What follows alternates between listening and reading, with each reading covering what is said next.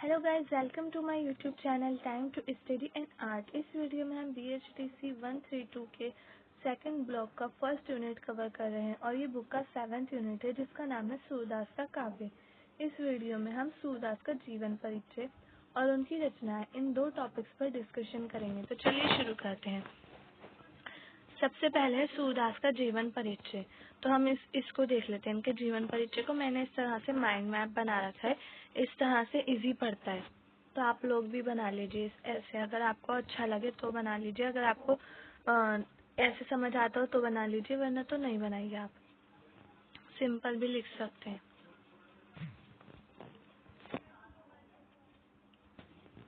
तो सबसे पहले इनका जन्म हुआ था 1478 ईस्वी में। रुनकता नामक एक ग्राम था, उसमें इनका जन्म हुआ था सूरदास का।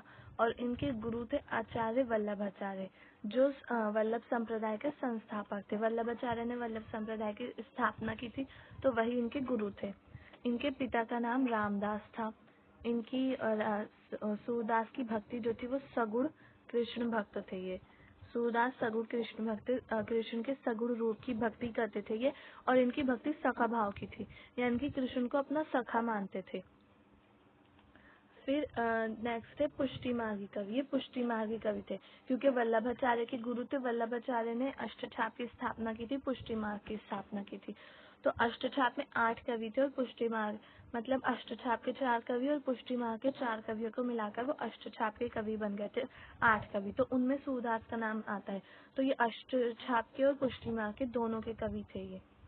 इनकी मृत्यु हुई थी 1583 ईस्वी में हुई थी इनकी मृत्यु। और इनका मृत्यु स्थान जो है वो पारसोली है। पारसोली में इनकी मृत्यु हुई थी। सूरदास को वत्सल्य का सम्राट कहा जाता है। वत्सल्य मतलब जिसमें माता और बालक का प्रेम दिखाया जाता है। तो इसमें ये सूरदास जो थे, इन्होंने कृष्ण की माता का और उनका प्रेम संबंध दिखाया है। बहुत अच्छे तरीके से दिखाया है, इस तरीके से दिखाया कि कोई दूसरे कवि ने नहीं दिखाया आज तक।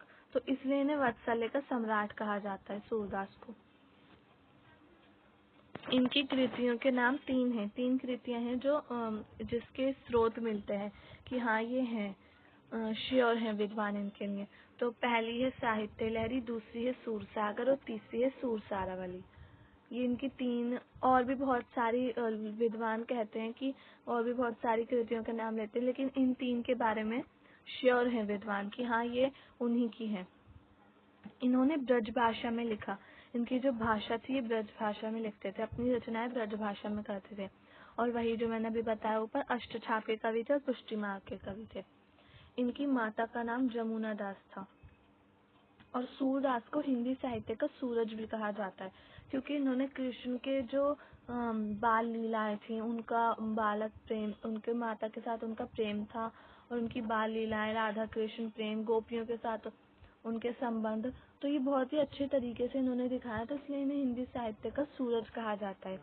इनकी जो शैली थी वो मुक्तक शैली थी, दोहा, रोला, चौपाई और गेपद। पदों की रचना ये गा गा कर करते थे और दोहा, रोला, चौपाई ये छंद थे। इन छंदों के द्वारा ये अपनी रचनाएं करते थे। और इनके जो पद होते थे उनकी रचनाएं गाकर करते थे, तो इसलिए गे पद है इनके। अब इनके बारे में थोड़ा सा और दे रखा है, ये हम देख लेते हैं। अब ये जो लिखा है ये बहुत इजी लैंग्वेज में लिखा है, तो इसलिए मैं इसको ज़्यादा डिटेल में नहीं समझाऊंगी, आप लोग समझ जाएगा। मैं थोड़ा सा पढ़ूंगी और बस थोड़ा बहुत ही समझाऊंगी मैं इसमें, क्योंकि इसमें इतनी ज़्यादा हार्ड लैंग्वेज है ही नहीं कि आप लोगों को समझ नहीं आए। बचपन से गीत में निपुण थे, मतलब ये जो थे सूरदास, इनके बचपन से ही गीत में निपुण थे। और इनके जो पिता थे वो भी अच्छे गीतिकार थे, उनको भी गीत के बारे में, संगीत के बारे में सब कुछ पता था। और इसीलिए ही सूरदास जो थे वो भी बचपन से गीत में निपुण थे। और ऐसा कहा जाता है कि सूरदास जो थे वो जन्म से ही अंधे थे। तो वो ना अपने बहुत ज़्यादा परिवार से परेशान हो गए थे। अपनी इस परेशानी से, अंधे होने की वजह से उनके साथ बहुत बुरा हुआ था, लोगों ने बहुत बुरा किया था। इसलिए वो वल्लभ संप्रदाय के साथ जुड़ जाते हैं, वल्लभाचार्य उनको अपना शिष्य बना लेते हैं। और फिर वो जो सूरदास होते हैं वो अपने पदों की रचना गा गा कर करने लगे थे वहाँ पर। और वो शुरू से ही पद रचना कर रहे थे। तो जब वल्लभ संप्रदाय के वल्लभाचार्य ने देखा उनको गाते हुए, तो उन्होंने अपना शिष्य बना लिया उन्हें। आगरा मथुरा के बीच गौ घाट पर रहकर भजन कीर्तन करते थे। यहाँ ये वल्लभाचार्य से मिले। अब ये आगरा और मथुरा में मिले थे वल्लभाचार्य से। भजन कीर्तन करते थे, गा गा कर अपनी रचनाएं करते थे, भजन गाते थे, कीर्तन करते थे कृष्ण का। तो यहाँ पर वल्लभाचार्य इनसे मिले थे। श्री वल्लभाचार्य सूरदास के गुरु थे। जब ये वहाँ पर उनसे मिले थे आगरा मथुरा में, तो उन्होंने देखा कि वल्लभाचार्य ने देखा कि वो बहुत अच्छा गा रहे हैं, तो उन्होंने उनको अपने संप्रदाय में जोड़ लिया था, अपना शिष्य बना लिया था। इन्होंने इन्हें श्रीनाथ के मंदिर में कीर्तन का भार सौंपा। अब श्रीनाथ जो थे उनके मंदिर में इन्हें कीर्तन का भार सौंप दिया था। ये कीर्तन करते थे वहाँ पर और भजन भी गाते थे और फिर वहाँ पर ये रचनाएं करने लगे थे, गा गा कर पदों की रचनाएं। कुछ विद्वानों के अनुसार सूरदास जन्म से अंधे थे। इनके पिता प्रसिद्ध गायक थे।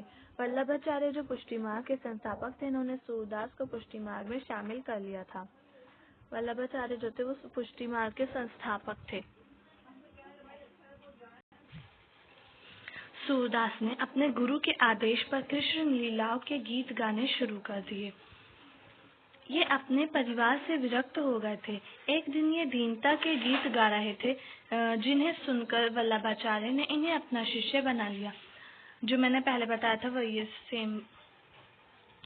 इनके गुरु ने इन्हें कृष्ण की भक्ति करने की प्रेरणा दी। सूरदास को वात्सल्य का सम्राट कहा जाता है। इनकी भाषा लोक भाषा तथा ब्रज भाषा है। इनकी रचना में गै पद की प्रधानता है। इन्होंने माधुर्य गुण को महत्व दिया। इनकी रचना शैली सरल व प्रभावपूर्ण है। इन्होंने मुक्तक शैली का प्रयोग किया। सूरदास का अष्टछाप के कवियों में प्रमुख स्थान है।